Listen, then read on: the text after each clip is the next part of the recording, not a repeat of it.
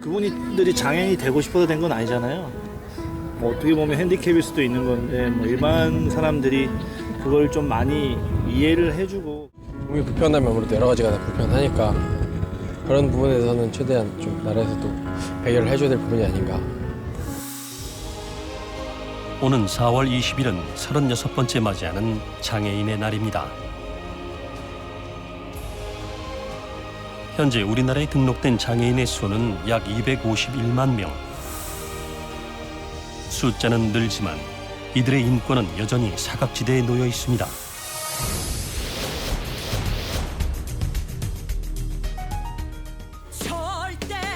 차별을 없애고 장애인의 인권을 보호하기 위해 애쓰는 오늘의 주인공, 국가인권위원회 정호균 팀장을 만나봅니다.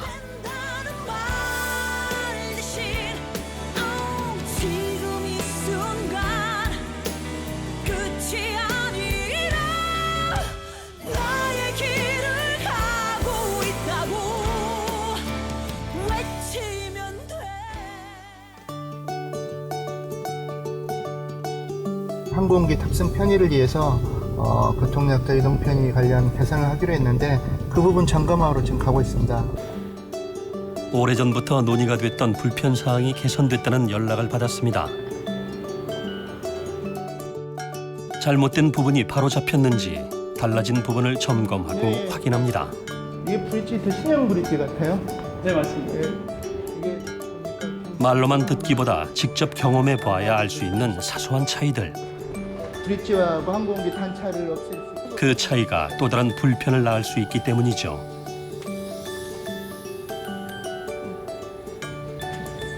1cm 정도 단차가 생기는데. 네. 아, 국내선 1번 브릿지하고 2번 브릿지는 네. 이게 자동으로 유압이 돼가지고 이 단차가 이동식이 직접 없이 이게 자동으로 여기까지 딱 맞춰지게. 지난번 인권위와 한국공항공사의 그 간담회를 통해서 이 항공기 탑승기의 단차를 없애기 위한 경사판을 설치를 했습니다.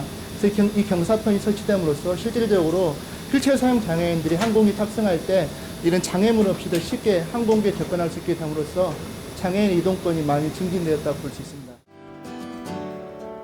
장애인을 포함한 고령자, 임산부 등 교통약자들이 더 안전하고 편리하게 공항을 이용할 수 있게 되었습니다. 하차구역에. 승하차구역에서 내리셔가지고 공항 이용하는데 도움이 필요한 부분이 있으면 네. 헬프폰트 수화기를 들어서 네네. 한번 사무관님께서 한번 진짜 한번 해보시죠. 네, 제 집 한번 해볼게요.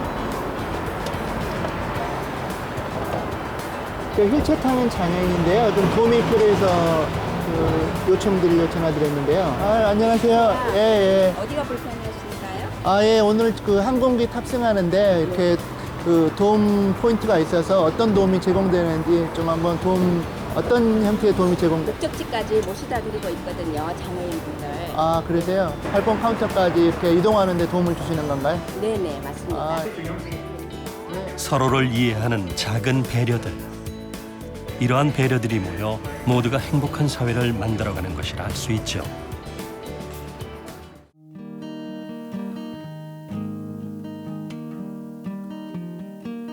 정호균 팀장이 근무하는 국가인권위원회 장애차별조사과.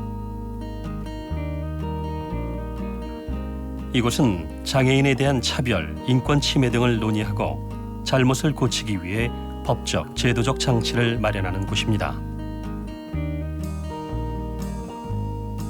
문제가 생기면 사건의 진상을 위한 현장 조사와 객관적인 증거를 수집해서 시정 공고를 하게 되죠. 정 팀장 역시 매년 1000건 이상을 담당하고 해결을 위해 노력하지만 여전히 우리 사회에는 고쳐야 할 부분이 넘쳐납니다.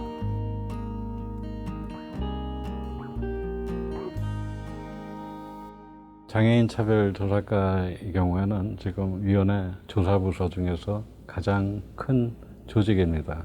장애인 관련해서 전국적으로 모니터링을 실시를 하고 있습니다. 그래서 이 전국적인 모니터링을 실시해서 문제점을 발굴하고 또 다음에 정부에 대해서 권고를 하기도 하고 이런 역할을 하게 되는데 매년 좋은 성과가 지금 나오고 있습니다.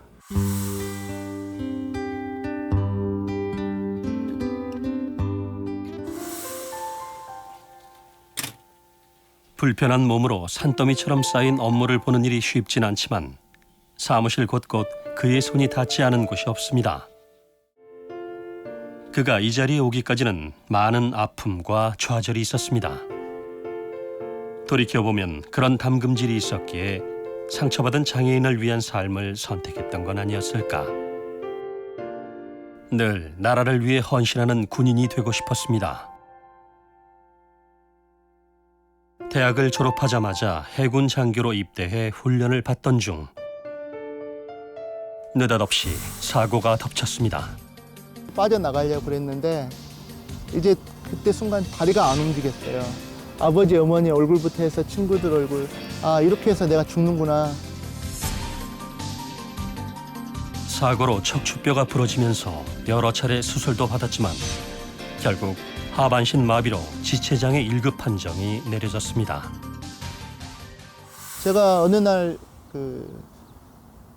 저보다 더 어려운 분들이 입원하고 계신 병실에 들어가게 됐는데 그분들이 제게 이제 제가 움직이는 모습을 보니까 스트레스를 받는다는 거예요. 그래서 너가 나가달라. 그래서 저는 사실 제가 제일 비참한 줄 알았는데 아, 저를 부러워하는 사람도 있구나. 좌절조차 사치라는 일념으로 공부에 매달린 그는 1999년에 공무원으로 임용됐고 국비 장학생으로 해외 유학길에 오르기도 했습니다.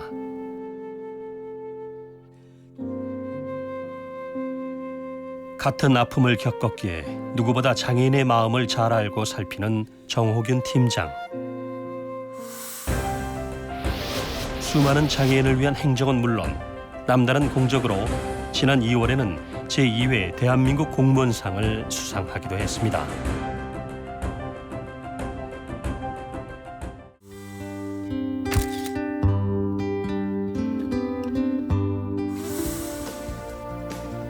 긴 겨울이 지나고 찾아온 봄처럼 정 팀장에게도 봄이 성큼 다가왔는데요. 모처럼 겨울에 부족했던 체력을 기르기 위해 봄 내음 가득한 공원에 나왔습니다. 제가 이렇게 힘들게 올라오고 있는데 바로 휠체어를 뒤에서 이렇게 밀어버리기 때문에 제가 휠체어에서 앞으로 굴러 떨어진 적이 있습니다. 그래서 이 장애인분들, 특히 휠체어 타신 분들 도와드릴 때는 이제 도움이 필요한지 여부에 대해서 꼭 물어보시고, 사실 저도 방금 운동하기 위해서 올라왔는데 저 운동하고 싶은데 누가 도와주면 운동이 안 되지 않습니까? 언제 어디서든 그의 시선은 장애인도 편한 세상, 함께 행복한 세상에 닿아 있습니다.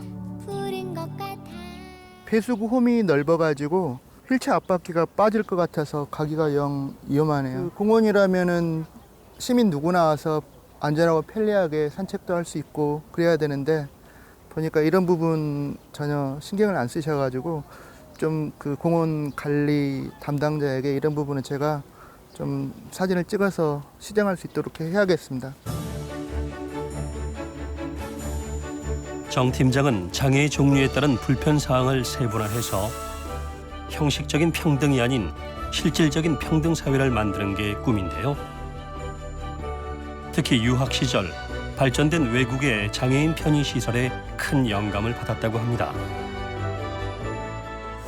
지금 현재 법령에는 일정 기준 이상만 되는 시설물에 대해서 장애인 접근 편의시설을 갖추도록 의무화되어 있지만은 앞으로는 일정 기준 미만이더라도 신축되는 건물에 대해서는 장애인들이 접근할 수 있는 접근성 시설이 갖춰질 수 있도록 올 연말쯤 그 결과가 나올 것 같습니다.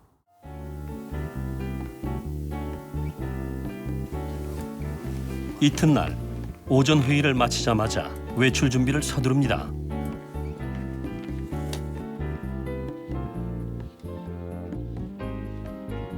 그는 요즘 새로운 행사 준비로 바쁜 날들을 보내고 있는데요. 몸이 10개라도 모자랄 지경이죠.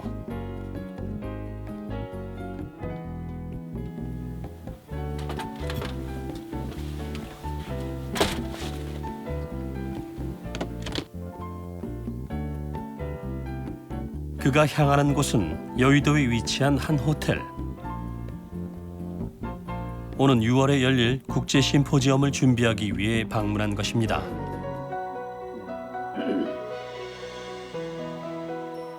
네네. 이 부분이 가장 네. 예, 결정. 아니 150명. 혹시 무대에 올라갈 수도 있는데 무대에 올라갈 수 있는 경사로는 무대에 이제 휠체어 타시는 분이 올라갈 수 있도록 그건 별도로 마련해서 네네. 토론을 할 때 그 토론 세트 그 테이블 세트 같은 건 다 무대 위에? 네, 동시통역 부스도 저쪽에 네. 설치돼야 될 거고. 꼼꼼한 성격답게 정 팀장의 요구사항도 구체적이고 정확합니다. 포디움 있고 덕분에 행사 준비는 차질 없이 진행되고 있죠. 유엔 장애인 권리 협약은 2006년 제61차 유엔 총회에서 채택돼 2012년 기준으로 총 126개국이 비준국으로 등록돼 있습니다. 유엔 장애인 권리 협약이 외국에서는 어떤 식으로 이행되고 있는지 이제 그런 부분도 공유를 하고 그다음에 우리나라가 2014년도에 유엔 장애인 권리위원회로부터 그 공고를 받은 게 있는데 이런 게 어떻게 좀 더 잘 이행이 될 수 있도록 할지 그분들과 좀 많은 전문적인 경험담도 듣고 좀 잘 될 수 있는 방안을 논의하는 자리를 만들기 위해서 6월달 행사를 개최할 예정입니다.